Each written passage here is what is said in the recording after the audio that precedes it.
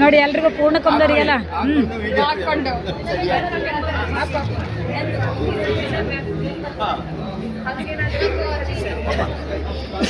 ಸರಿ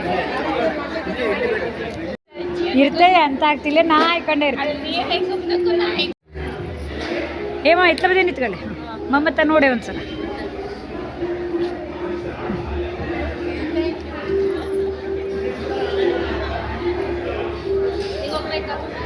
hi Lata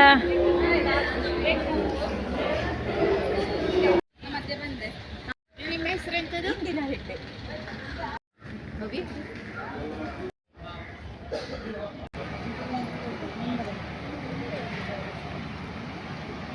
sir half circle ಮಾಡೋಣ ತೆಗಿಬೋದಲ್ಲ ಹೇಳಿ.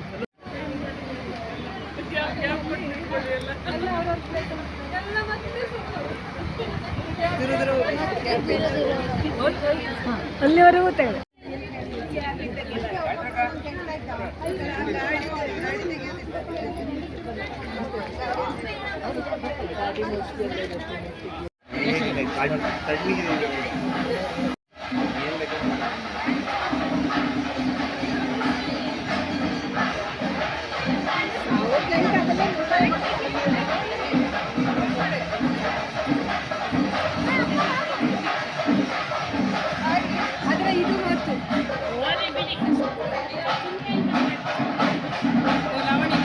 ವೀಣಕ್ಕ ವೀಣಕ್ಕ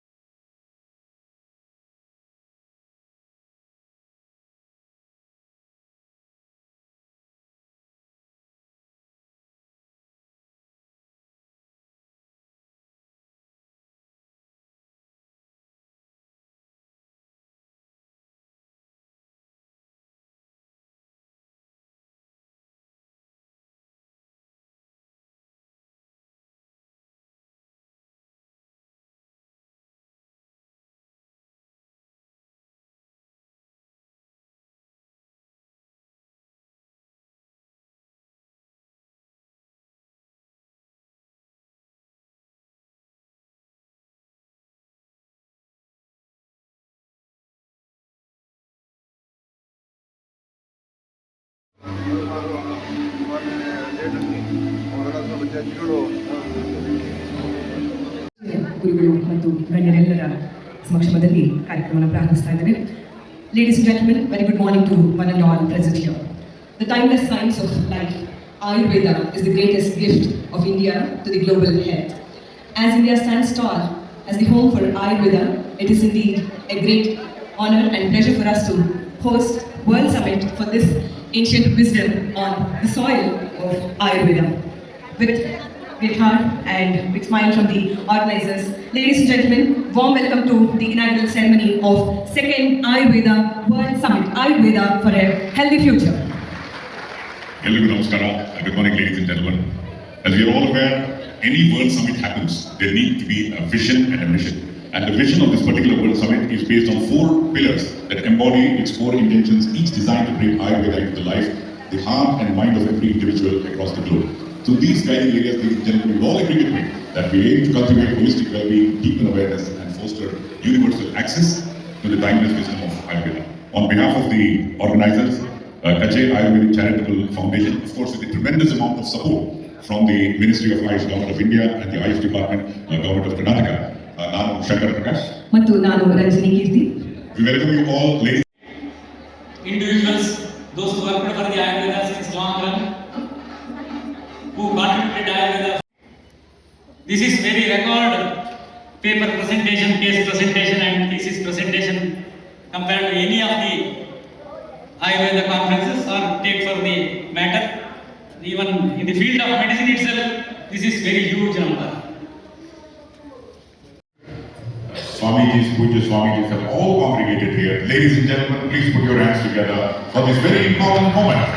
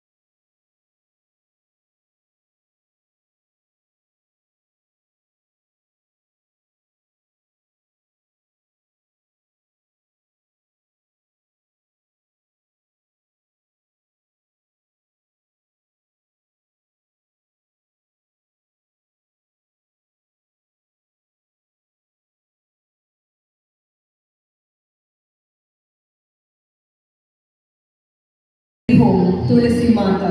We now request the dignitaries to kindly water the sapling of Tulasi, the best medicine, the best gift of nature to the mankind. We now request the Param Puja Swamijis and the dignitaries to offer water to Tulsi. Ladies and gentlemen, Dr. Kajay mentioned about the 125 Ayurvedic colleges. Mannu, the Mannu of the locations of all these colleges have been congregated here, and on that, the Tulsi is there, so that let Tulsi spread the message of Ayurveda and health to all of that. So, give a huge round of applause for this great gesture, the Ratha living up to its true tradition of India, and Ayurveda will grow from strength to strength.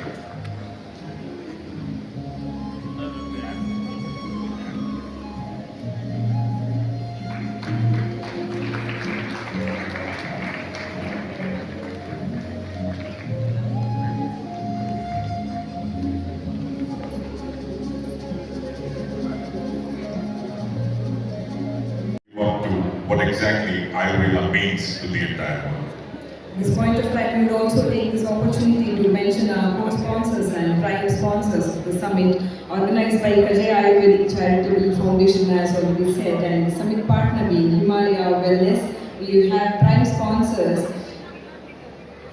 Dr. Kajay's Ayur Pharma Limited, and also we have Plant Science, and we have Ayurveda One as a co-sponsor. ಎಲ್ಲರ ಮಾನಸಗಳು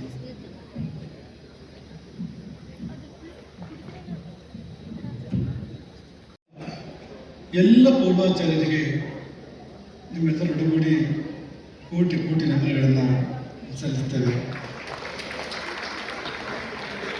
ಸೃಷ್ಟಿಯಲ್ಲಿ ಎರಡು ಬಗೆಯ ಶಕ್ತಿಗಳಿದ್ದಾಗಂತೆ, ಕೊಲ್ಲುವ ಶಕ್ತಿಗಳು ಮತ್ತು ಕಾಯುವ ಶಕ್ತಿಗಳು. ಕೊಲ್ಲುವ ಶಕ್ತಿಗಳಿಗೆ ರಾಕ್ಷಸರು ಅಂತ ಹೆಸರು, ಕಾಯುವ ಶಕ್ತಿಗಳಿಗೆ ದೇವತೆಗಳು ಅಂತ ಹೆಸರು. ದೇವತೆಗಳಿಗೂ ರಾಕ್ಷಸರಿಗೂ ಏನು ವ್ಯತ್ಯಾಸ? ಕೋರೆದಾಟ ಕರಿ ಬಣ್ಣ ಮಾತ್ರ ಅಲ್ಲ, ನಿಜವಾದ ವ್ಯತ್ಯಾಸ ಏನಂದ್ರೆ, ದೇವತೆ ಅಂದ್ರೆ ಅವನು ರಕ್ಷಣೆ ಮಾಡೋ ಪ್ರಯತ್ನ ಮಾಡ್ತಾ ಇರ್ತಾನೆ ಎಲ್ಲ ಜೀವಗಳನ್ನ, ಪ್ರಪಂಚವನ್ನು. ರಾಕ್ಷಸ ಅಂದ್ರೆ ವ್ಯವಸ್ಥೆಯನ್ನು ಹಾಳು ಮಾಡೋ ಪ್ರಯತ್ನ ಮಾಡ್ತಾ ಇರ್ತಾನೆ, ಜನರನ್ನು ಬೀಳಿಸೋ ಪ್ರಯತ್ನವನ್ನ ಮಾಡ್ತಾ ಇರ್ತಾನೆ. ಇರ್ತಕ್ಕಂಥ ಶಕ್ತಿಗಳಿವೆ, ಜಗತ್ತನ್ನು ಕಾಯುವ ಶಕ್ತಿಗಳು. ಅವು ಸ್ವತಃ ಬಂದು ಕೆಲಸ ಮಾಡೋದಿಲ್ಲ, ಅವು ಯಾರ ಮೂಲಕವೂ ಕೆಲಸ ಮಾಡ್ತವೆ. ಆ ಶಕ್ತಿಗಳು ದೇವತೆಗಳು ಬಂದು ಕಣ್ಣಿಗೆ ಕಾಣಿಸ್ಕೊಳ್ಳೋದಿಲ್ಲ, ಅವರು ಮನುಷ್ಯನ ಮೂಲಕ ಕೆಲಸ ಮಾಡ್ತಾರೆ. ಹೇಗೆ ಅಂದ್ರೆ, ಒಬ್ಬ ವೈದ್ಯನೊಳಗೆ ದೇವತೆಗಳು ಸನ್ನಿಹಿತರಾಗಿ ರೋಗಿಯ ಪ್ರಾಣವನ್ನು ಉಳಿಸ್ತಾರೆ. ಹಾಗಾಗಿ ಒಬ್ಬ ವೈದ್ಯ ಅಂದ್ರೆ ಅವನು ದೇವತೆಗಳ ಸನ್ನಿಧಾನ, ಅವನಲ್ಲಿ ದೇವತೆಗಳು ವಾಸ ಮಾಡ್ತಾರೆ. ಈಗ ಒಂದು ನಮ್ಮ ಪರಂಪರೆಯಲ್ಲಿ ಕೈಗೊಂದು ದೇವ ಬೇರೆ ಇದ್ದಾನೆ, ಕಾಲಿಗೊಂದು ದೇವತೆ ಬೇರೆ ಇದೆ, ಕಣ್ಣಿಗೆ ಬೇರೆ ಇದೆ, ಕಿವಿಗೆ ಬೇರೆ ಇದೆ. ಈ ಒಂದೊಂದು ಅಂಗವನ್ನ ಸರಿಪಡಿಸಬೇಕು ಅಂದ್ರೆ ಆ ದೇವತೆಗಳ ಕರುಣೆ ಹರಿಬೇಕು, ಅದರಿಂದ ಆ ಅಂಗ ಸರಿಯಾಗೋದಿಲ್ಲ. ಹಾಗಾಗಿ ದೇವತೆಗಳ ಲೀಲೆ ಇದೆ. ಮನುಷ್ಯನ ದೇಹದಿಂದ ನಡೆಯೋದನ್ನೋದು ದೇವತೆಗಳ ಲೀಲೆ. ಒಂದೊಂದು ಒಂದೊಂದು ದೇವತೆಗಳು, ವೈದ್ಯರ ಮೂಲಕ ಒಂದು ದೇವತೆಗಳು ಕಾರ್ಯವನ್ನು ಮಾಡ್ತಾರೆ. ಹಾಗಾಗಿ ನಾವೆಲ್ಲ ದೇವತೆಗಳ ಆವಾಸ ಸ್ಥಾನ ಎಂಬುದನ್ನು ನಾವು ಸಮಯದಲ್ಲಿ ತಿಳ್ಕೊಂಡ್ಕೊಳ್ತೇವೆ. ಹಾಗಾಗಿ ನಮ್ಮ ದೃಷ್ಟಿಯಿಂದ ಆಯುರ್ವೇದದ ವಿಶ್ವ ಸಮ್ಮೇಳನ ಅಂದ್ರೆ ಇದು ದೇವತೆಗಳ ಸಮ್ಮೇಳನ. ದೇವತೆಗಳ ಸಮ್ಮೇಳನ, ವೈದ್ಯರುಗಳು ದೇವತೆಗಳು. ಈ ಸಮ್ಮೇಳನ ದೇವತೆಗಳ ಅದ್ಭುತವಾಗಿರ್ತಕ್ಕಂಥ ಸಮ್ಮೇಳನ ಎಂಬುದಾಗಿ ನಾವು ಭಾವಿಸುವಂಥದ್ದು. ದೇವತೆಗಳನ್ನು ಕೂಡಿಸುವ ದೇವತೆ ಅಂತ ಒಂದಿದ್ರೆ ಒಂದು ನಮ್ಮ ಗಿರಿಧರ ಕೈಲಿ ಆಗ್ತದೆ. ಎಲ್ಲ ದೇವತೆಗಳಿಗೂ ದೇವತೆಗಳನ್ನು ಕೂಡಿಸೋ ಶಕ್ತಿ ಇರೋದಿಲ್ಲ, ಅವ್ರ ಪಾಠಕ್ಕೂ ಒಳ್ಳೇದು ಮಾಡ್ತಾ ಇರ್ತಾರೆ. ಎಲ್ಲಾ ದೇವರನ್ನು ಕೂಡಿಸಿ ಒಂದು ಹಾರ ಮಾಡ್ಬೇಕಲ್ಲ, ಮಣಿ ಹಾರ ಮಾಡ್ಬೇಕಲ್ಲ, ಆ ಕೆಲಸ ಮಾಡ್ಬೇಕಾದ್ರೆ ವಿಶೇಷ ದೇವತೆಗಳು ಬೇಕಾಗ್ತದೆ. ಅದು ನಮ್ಮ ವೈದ್ಯ ಗಿರಿಧರ ಕಚೇರಿ ಇದೆ ಎಂಬುದಾಗಿ ನಾವು ಭಾವಿಸ್ತೇವೆ ಏನು ನಿಮ್ಮ ಮುಂದೆ ಸಾಕ್ಷಿ ಇದೆ, ನಿಮ್ಮ ಮುಂದೆ ನಿದರ್ಶನ ಇದೆ. ಈ ಅದ್ಭುತವಾಗಿರ್ತಕ್ಕಂಥ ಎರಡನೆಯ ಆಯುರ್ವೇದ ವಿಶ್ವ ಸಮ್ಮೇಳನ, ನಡುವೆ ಕೆಲವರು ಸಮ್ಮೇಳನ ಆಗಿದ್ದಾವೆ, ಆದರೆ ನಮ್ಮ ದೃಷ್ಟಿಯಿಂದ ಇದೇ ಎರಡನೇದು.